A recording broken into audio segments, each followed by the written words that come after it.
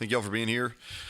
Productive fall camp and leads us into game one, right? And it seems like it's a long time coming. Look forward to kicking off the 100th and 30th season of Mountaineer football with the return of the Backyard Brawl Thursday night.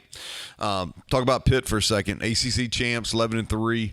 Coach Narduzzi's done a really good job of building that program. I think just talking about them in the three phases of the game, special teams, their coordinator, Andre Powell, they've done a really nice job there over a consistent period of time of being just really solid on special teams. They've got a new punter, a new long snapper, really athletic, aggressive.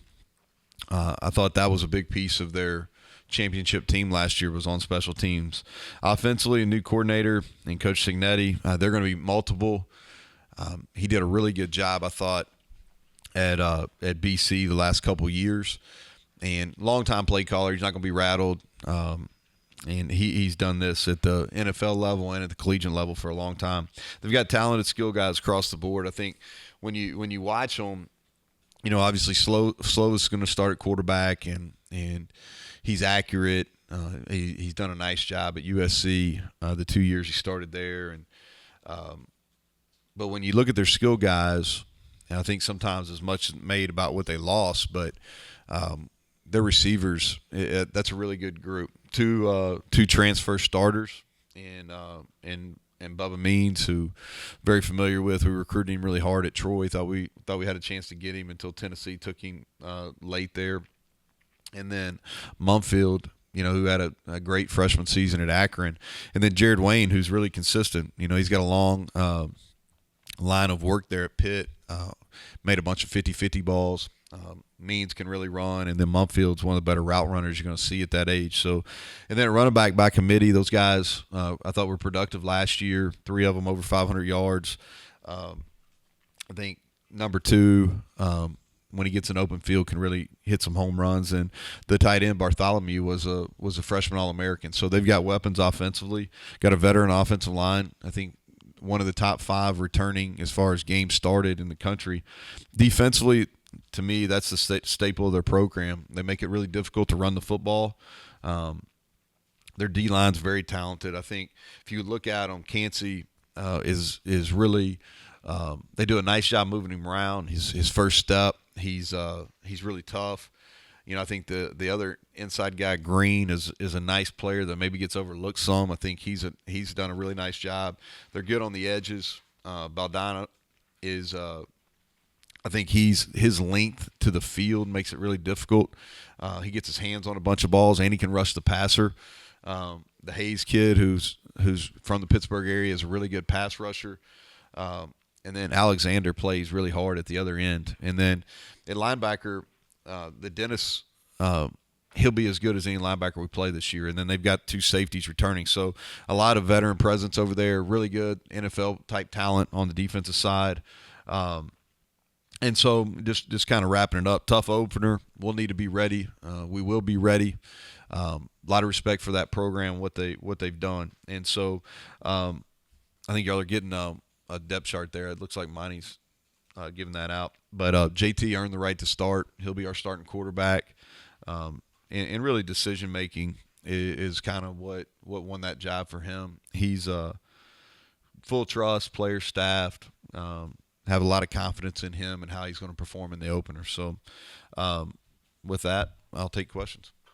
So you waited a little while to release the depth chart. Just your thoughts behind it, how you let the competition play out, and start with the quarterback. Yeah, so, you know, the depth chart, and this is what I tell our players too. It's, you know, outside of quarterback and maybe a specialist, those are the only positions where just one guy plays. So sometimes who starts doesn't matter as much as who finishes, and so we're going to play a large number of bodies in the opener here. But the quarterback competition, it went on for first 2 weeks of camp, and it came down. You look at all, you know, scoring drives, completion percentage, decision making, those things, and we really went. All 4 of the guys had equal opportunity, and over the course of those a little over 2 weeks and 2 scrimmages, it was clear that JT had earned the right, and the battle for the backup is ongoing.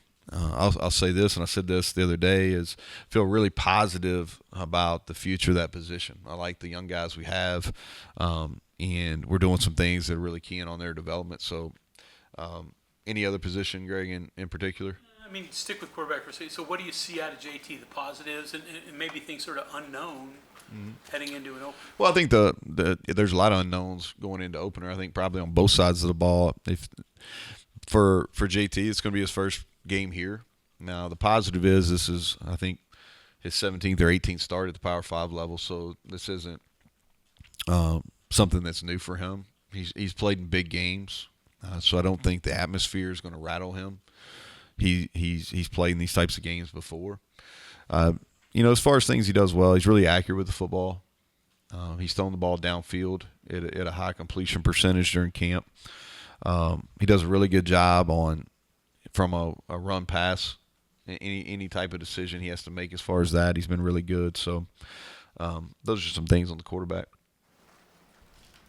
Neal, just on the determining factors for you, relative to what you want to see, like added to or develop the offense, something that he did that was, distinguishing himself from the other guys.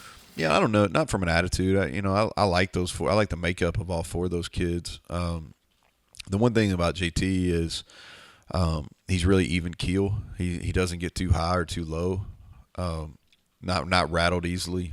I think that was, one kind of series of plays. He had a turnover early on in one scrimmage, and then recovered and played really good football. He didn't allow one mistake or one bit of bad luck to really influence how he went about the next play. I thought that showed maturity. And he's been through it, more so than some of those other guys.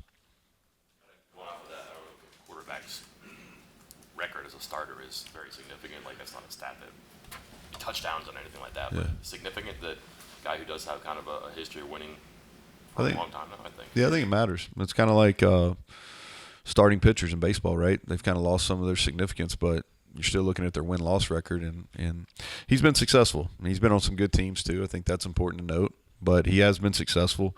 And the fact that he's played in big games, I think, helps too. I think that's part of, if you look at his career, he's had some highs. Really is some really high highs, and he's had some really low lows, and I think that when he arrived here, he arrived here as a really mature player, and one that is really hungry. I think he fits the rest of our team too, because I think we got a lot of hungry guys that are eager to prove. But he definitely does. His preparation, he's prepared with a chip on his shoulder, and I like where he's at mentally and physically heading into this opener. So they say an offense takes the personality of the quarterback.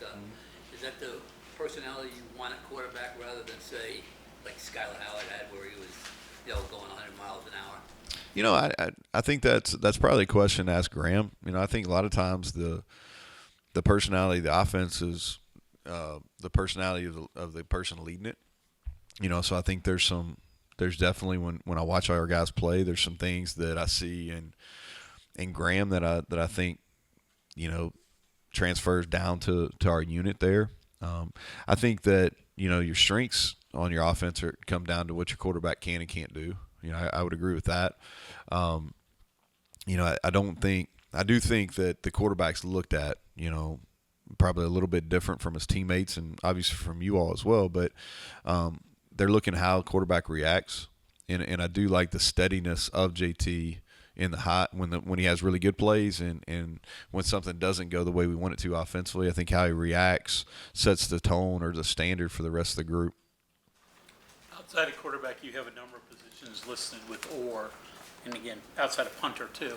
Do you anticipate sort of a 50-50 split there? Or, So, I think that if you're looking at them, I think I like I said, I expect to play 7 up front. I think I've been pretty consistent with that. I think we'll play in the 5 to 6 range at receiver. There's 3 running backs that are going to play. There's 3 tight ends that are going to play up front. Along the 3 defensive line positions, we expect to play 8 to 10 in that realm. Linebacker will play 4. Spear, we're going to play 2. There'll be 3, maybe 4 corners that play, 3, maybe 4 safeties. So we're going to play a good number of people. Some of this is as far as who's going to start on the offensive line, it's going to kind of go down to game day. Who's going to be the starting punter? That's going to kind of go down to game day.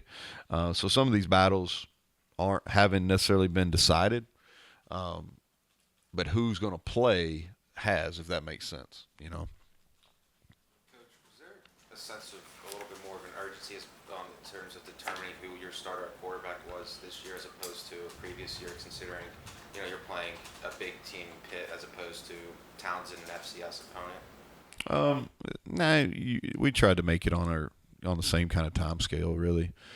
Try to get through 2 scrimmages, 2 weeks. I think that's pretty fair determination. So not any different than any other opener we've had.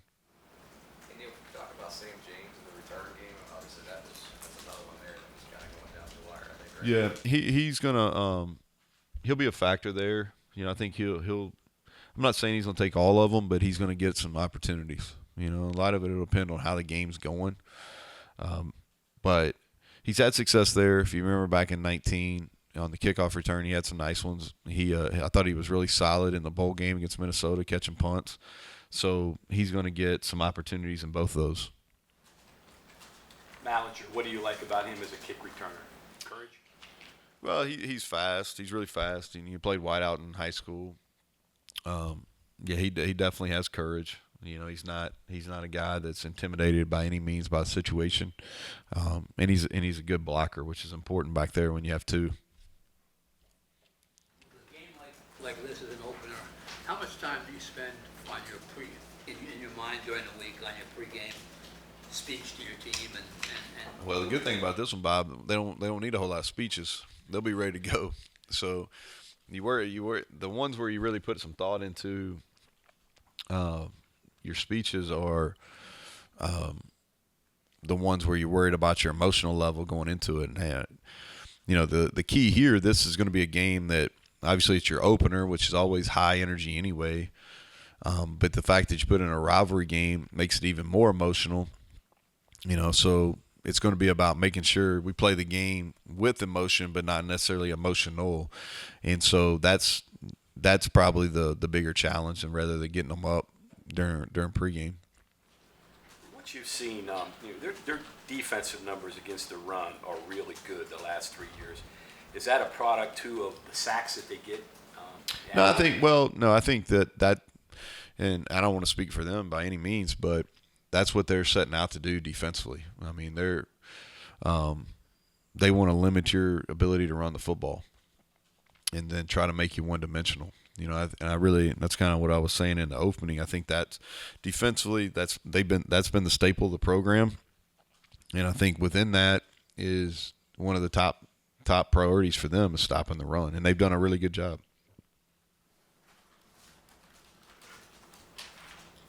You said 3 running backs you see getting carries this week. There's only 2 listed on the. Yeah, and the C.J. Donaldson is a kid that we're gonna work to get involved.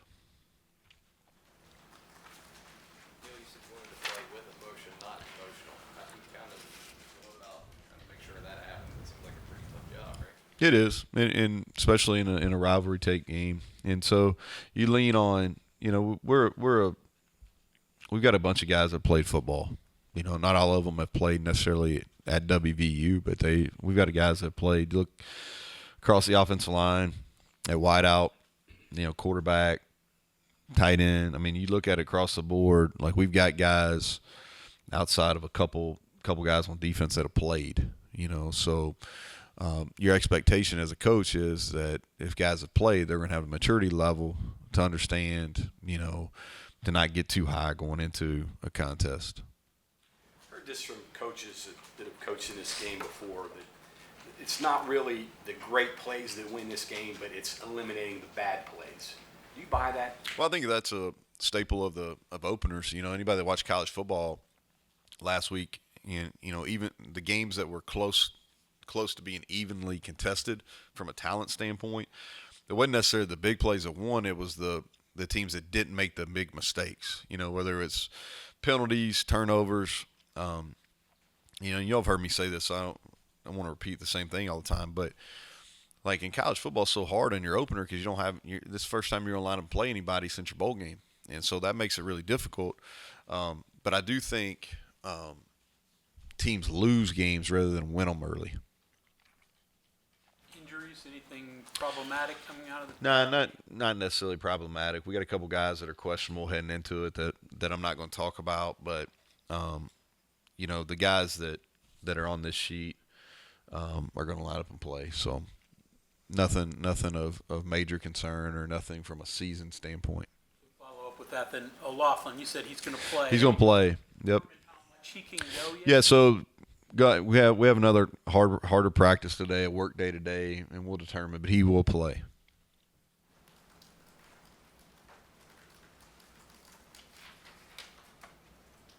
You guys, even though Green was the backup last year, you still worked him in throughout the season. I'm pretty sure every game.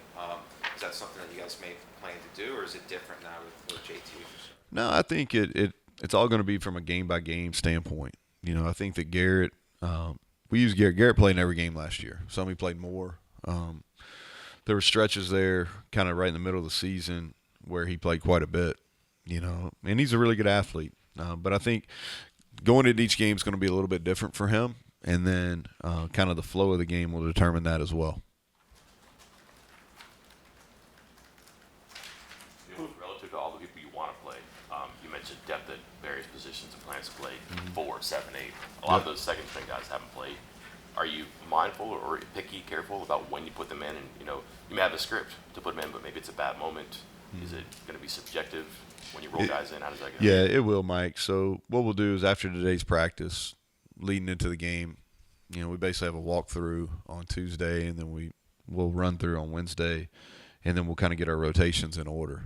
But no, that's accurate, especially on the defense side of the ball. Some of the guys that are 2s and 3s haven't played as much, but they're going to play in the game. We won't have them all out there together. That's where it's kind of choreographed, is making sure that if it is a guy that's playing for the first time or first time in this type of action, that we've got some veterans out there with them.